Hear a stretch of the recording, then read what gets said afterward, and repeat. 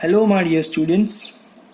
Today we are going to start a chapter from Physical Chemistry of Standard 12, that is solution.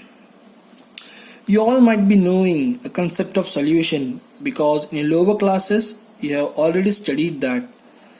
Today let us start from the grassroots level and let us begin its introduction part.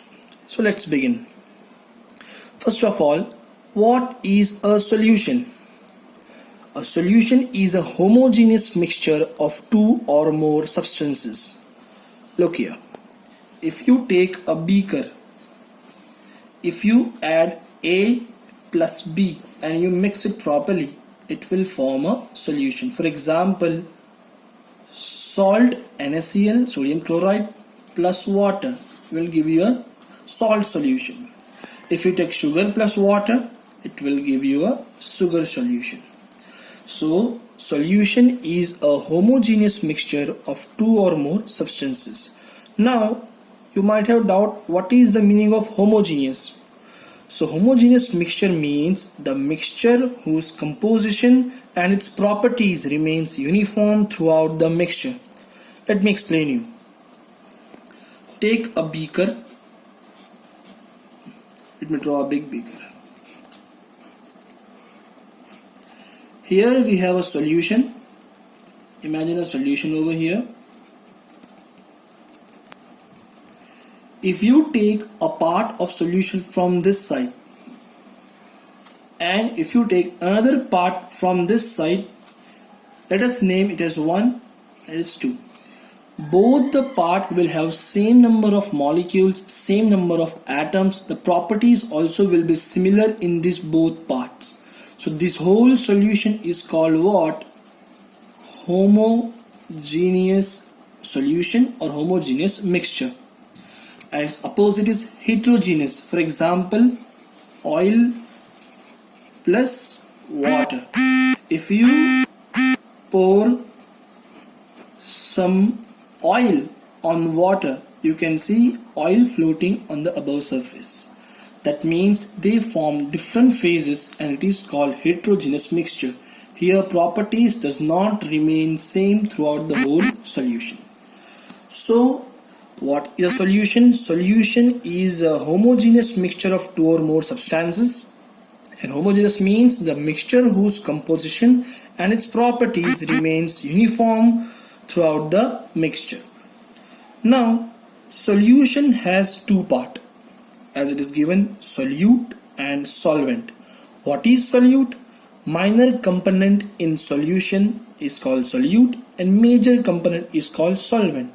For example, if you mix sugar plus water, if you take 20% of sugar and 80% of water, that means solute is our sugar and solvent is our water.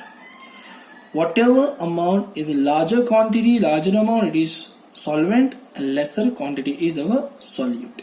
If you take vice versa, if you take 80% of sugar and little bit you add water to it, then water is solute and sugar is solvent.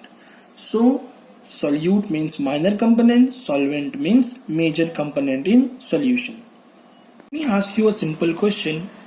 When you add a solute to solvent, will they react? Will they form some products?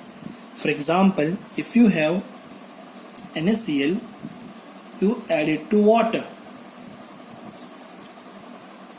The question is, will they react or they form or transform into some products? The answer is no. Whenever you add a solute to solvent, they won't react with each other. Then how does a solution form? The answer for this question can be explained by observing energy changes in solution. And this change in enthalpy we will discuss in 3 different steps. Let us see those steps. First step will be separation of solute particles. Second, separation of solvent particles to form voids. Third, formation of interaction forces between solute and solvent. Let us understand more clearly by using some figures over here. As you can see, solute particles are closely packed over here whenever you mix a solute to a solvent with the help of delta H1 enthalpy, separation of solute molecules takes place and it results in this. Similarly, at the same time, solvent molecules having larger atoms get separated because of delta H2 change in enthalpy and form voids between them. As you can see, voids over here. And in the third step, we will see formation of interaction forces. The solute and solvent, they interact, they attract with each other by means of polar bonds or hydrogen bonds, or they get settled in the interstitial voids and they form a solution. Again, from this a question might arise: is this change in enthalpy, is this a reaction is exothermic or endothermic? Again, the answer for this question will be over here. If the solute-solvent attraction force is stronger, then the solvent-solvent attraction and solute-solute attraction solution is favorable.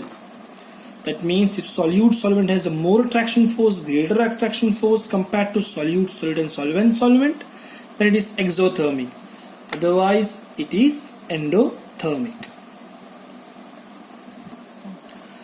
Now we will classify the solvent in two categories: polar solvent and non-polar solvent.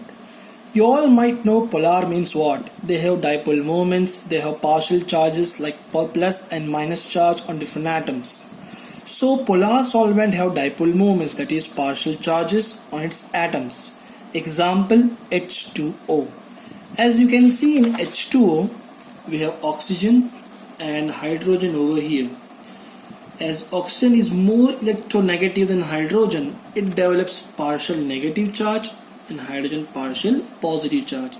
Because of this difference in negativities, charges are developed and water is called a polar solvent. Other examples of polar solvents are acetic acid. Its common name is vinegar. Here also you can see there is oxygen and hydrogen. Because of difference in negativities, partial negative charge develops on oxygen and partial positive on hydrogen. So acetic acid, water, these are examples of polar solvent. And we have also non-polar solvents, exactly opposite of polar solvents, which contain bonds between atoms with similar electronegativities. So there is no development of polarity in this type of solvent. For example, benzene. You all know structure of benzene. We have 6 carbon atoms in a cyclic structure over here. As you can see, all are similar atoms, so there is no difference in negativities over here. So there is no development of positive or negative charge on this, so they are called as non-polar solvent. So other examples of non-polar solvent are CCl4, carbon tetrachloride, diethyl ether. You've seen what is the meaning of polar solvent and non-polar solvent. Now we will discuss about polar solutes and non-polar solutes. Polar solutes can dissolve in polar solvents forming polar bonds or hydrogen bonds. And non-polar solutes can dissolve in non-polar solvents. It is similar to polar solvents and non-polar solvents. Polar solutes has also polarity in them, whereas non-polar are not having any polarity. They are not having any partial charges. Example of polar solutes are NaCl. You can see positive negative charge over here, H plus and Cl minus over here, and here also we can see hydrogen bond formation. Whereas in non-polar solutes we have oil, kerosene, naphthalene, etc., which don't have any kind of partial positive or negative charge on them. So polar solutes can dissolve easily and they are more soluble in polar solvents, and non-polar solutes are more soluble in non-polar solvents. Like dissolves like. Now we will see here two polar solute and we'll see their difference in dissolving water, how they are different while they get dissolved in water. Here I have taken two polar solutes having one solute ionic bonds and other is having covalent bond. Let us begin. Sodium chloride NaCl is formed by ionic bonds, whereas sugar, it has covalent bonds in it. When you dissolve NaCl in water, Sodium and chloride ions get dissociated in water, forming positive and negative ions. Hence, you can say they are electrolyzed in water. If I ask you for sugar, if you dissolve sugar in water, what do you think? Will this sugar also get dissociates in water in the form of negative and positive ions? The answer will be no. Here, if you add sugar in water, the small molecules or atoms of sugar get separated from each other and they arrange themselves in the interstitial voids of the solvent. As I discussed this last time also, as you can see over here, these are the atoms of solvent. These are called voids. So these small atoms or molecules get arranged themselves in the interstitial voids. They do not ionize. So one thing we can conclude from this, NaCl and sugar both are polar solutes, but NaCl is electrolytes, so it is called an electrolyte, and sugar is a non-electrolyte. So dear students, we have almost completed the introduction part of solution chapter. Let us summarize what you have seen in the intro part. First of all, we have discussed what is a solution. Then I taught about how does a solution form on the basis of difference in enthalpy. We have seen its 3 steps over here. Then we have discussed the reaction. The solution is exothermic or endothermic. Then polar solvent and non-polar solvent, polar solutes and non-polar solutes, and 2 different types of solute consisting of ionic and covalent bond. Now dear students, please start making notes from this chapter and we'll see the further topics in the next video.